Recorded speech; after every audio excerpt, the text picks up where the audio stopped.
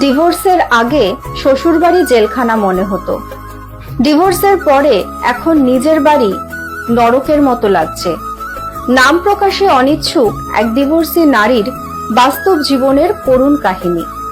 পরিস্থিতি যেমনই হোক, ডিভোর্স কখনো সুখ দেয় না, কমপক্ষে কোনো মেয়ে সুখী হতে পারে না। জানি না আমি কেন লিখছি, হয়তো এজন্য কারণ আমি চাই আর কেউ আমার মতো ভুল না করুক, হয়তো এজন্য কারণ আমি চাই ঠুনকো কারণে সংসারগুলো ভেঙে না পড়ুক। আমি 19 বছর বয়সী একজন নারী।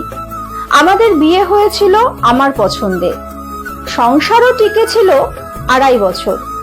আমাদের একটা ছেলেও আছে, ওর বয়স 1 বছর। আমার স্বামীর স্বভাব চরিত্র সব ভালোই ছিল, শুধু একটু জেদি। অবশ্য তাও সব সময় না, মাঝে মধ্যে। মানুষ ভাবে ওর বদ জেদের জন্যই বুঝি আজ এই অবস্থা, কিন্তু আমি জানি আমাদের সমস্যার শুরুটা ওর দিক থেকে হয়নি। সব সংসারেই তো টুকটাক কিছু সমস্যা থাকে, ওরকম আমাদের মধ্যেও মাঝে মাঝে ঝগড়াঝাটি হতো, কিন্তু ঝগড়া বাঁধলেই আমি তল্পি তল্পা গুছিয়ে বাপের বাড়ির দিকে হাঁটা দিতাম। বাপের বাড়িতে বোনরাও আসতো আর ভাইরা তো ছিলই, ওদের কাছে কেঁদে কেটে সব বলতাম। তখন সবাই ওকে ফোন করে বেশি কথা শোনাতো। আমার ছোট বোন তো রীতিমতো অপমান করত। আমার কাছেও মনে হতো ঠিকই আছে, কত বড় সাহস আমার সাথে লাগতে আসে, আমাকে নিজের মতো চালাতে চায়। আমার মধ্যে কেমন একটা জেদ কাজ করত। ওর কাছে ছোট হব, ওর কাছে নিজের ভুল স্বীকার করব, মাফ চাইবো, এটা ভাবতেই পারতাম না।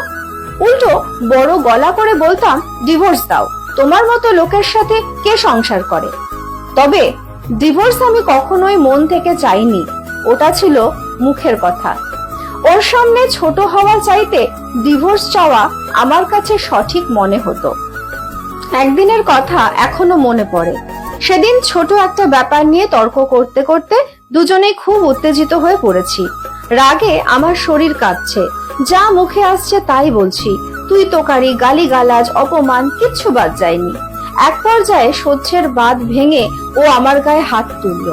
এর আগে কিংবা পরে কখনোই ও আমার গায়ে হাত তোলেনি, কিন্তু ওই একটা থাপ্পড়, ওটাই যথেষ্ট ছিল। আমি বাপের বাড়ি চলে গেলাম। আর হ্যাঁ, বরাবরের মতো এবারও আমি নিজের দোষের দিকটা না বলে খালি ওর দিকটাই বলে গেলাম। মানুষের দোষ দিয়ে আর কি লাভ? সবাইকে যা বলেছি সেটার উপর ভিত্তি করেই তারা বিচার করেছে। পরিবারের সবাই বলল, এমন ছেলের সাথে সংসার করার কোনো দরকার নেই, মামলা ঠুকে দাও। আমি সবার পরামর্শে মামলা করলাম। ওর নামে নারী নির্যাতনের কেস করা হলো। খুব দ্রুতই ওকে পুলিশ ধরে নিয়ে গেল।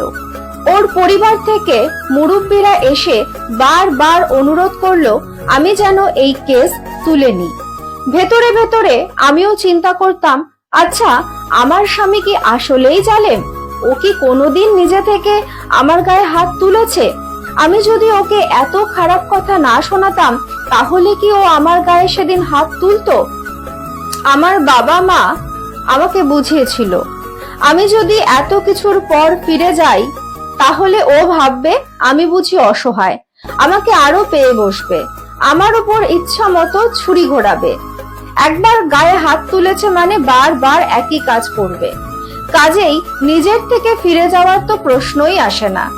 কিন্তু আমার মনের ভেতর কে যেন চিৎকার করে বলতো, ও তো এমন লোক না। তবে ও যেদিন আমার গায়ে হাত তুলেছিল সেদিনই হাত জোর করে আমার কাছে মাফ চেয়েছিল। এসব ভেবে ভেবে আমি মামলা তুলে নিলাম, তবে ওর কাছে ফেরত গেলাম না। কিছুদিন পর দুই পরিবার থেকে বিচার সালিশ হলো। সবার কাছে ও দোষী প্রমাণিত হলো। সবাই ওকে নানা কথা বোঝালো, উপদেশ দিল। তারপর আবার সংসার শুরু করলাম। এর পরের কয়েক মাস ভালোই চলছিল, কিন্তু হুট করে আবার কি একটা নিয়ে আমাদের ঝগড়া বেঁধে গেল। ব্যাস, কাপড় চোপড় গুছিয়ে আবার আমি বাপের বাড়ি গিয়ে উঠলাম। এর মধ্যে শুনলাম ও নাকি খুব অসুস্থ।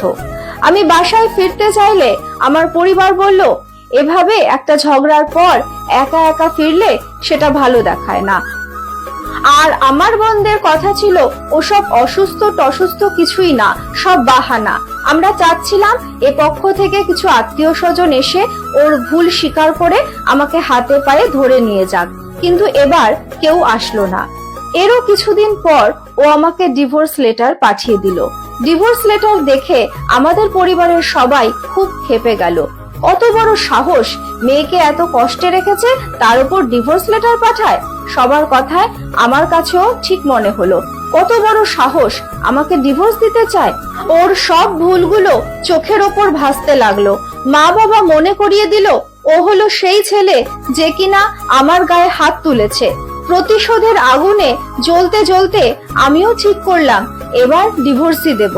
কে চায় এমন ফালতু লোকের সংসার করতে? কোর্টে গিয়ে ওকে হেনস্থা করার চেষ্টা করলাম। আমার মাসিক খরচ বাড়িয়ে একটা আকাশ ছোঁয়া অঙ্ক দাবি করলাম। আমি চাচ্ছিলাম ওর যেন দেওয়ালে পিঠ ঠেকে যায়, যেন নিজে থেকে আমার কাছে এসে আবার সংসার করতে চায়। আসলে ডিভোর্স হোক আমি কখনোই চাইনি, কিন্তু জেদ আমাকে খেয়ে নিচ্ছিল। আগ বাড়িয়ে ওকে ডিভোর্স তুলে নিতে বলা আমার পক্ষে অসম্ভব। ওর কাছে ছোট হওয়া আমি মানতেই পারি না, কিন্তু আশ্চর্য ব্যাপার, ও আমার আকাশ ছোঁয়া সমস্ত দাবি মেনে নিল। আমাদের ছেলেকে আমি পেয়ে গেলাম, ভরণ পোষণ, মাসিক খরচ, ওর সম্পত্তি সব। বিনিময়ে ও পেল শুধু ডিভোর্স। আমাদের ডিভোর্স হয়েছে আজ 3.5 বছর। ও আবারও বিয়ে করেছে, সুখেই আছে বোঝা যায়। আসলে ওর মতো নির্ঝঞ্ঝাট স্বামীকে নিয়ে মেয়েরা হয়তো সুখেই থাকবে। এখন আমার নিজের কথা ভেবে আফসোস হয়। মানুষের মুখের কথা কখনো কখনো ছুরির চেয়েও ধারালো হতে পারে। ও আমাকে একবার থাপ্পড় মেরেছিল ঠিকই, কিন্তু আমি কথার তীরে ওকে ছিন্ন বিচ্ছিন্ন করে ফেলতাম। শারীরিক নির্যাতন করিনি সত্যি, কিন্তু মানসিকভাবে কষ্ট দিতাম। এসব কথা আমার মা বাবাকে কখনোই বলা হয়নি। নিজের দোষের কথা মানুষ কতটাই বা বলে। মাঝে মাঝে ভাবি, ইস, আমার পরিবার যদি একটু নিজে থেকে বুঝে আমাকে সংসার করার উপদেশ দিত। যখন আমি ওর কাছে ফিরে যেতে চাইতাম তখন ওর খারাপটা না বলে যদি একটু ভালো দিকগুলোর কথা মনে করাতো, আমি যদি নিজের জেদ নিয়ে পড়ে না থেকে একটু ওর কাছে নত হতাম, তাহলে হয়তো আজ আমাকে এই দিন দেখতে লাগতো না। ডিভোর্সের আগে শ্বশুর বাড়ি জেলখানা মনে হতো, ডিভোর্সের পরে এখন নিজের বাড়ি নরকের মতো লাগে। আজ আমার ভাই বোন বন্ধু বান্ধব সবার নিজেদের সংসার আছে।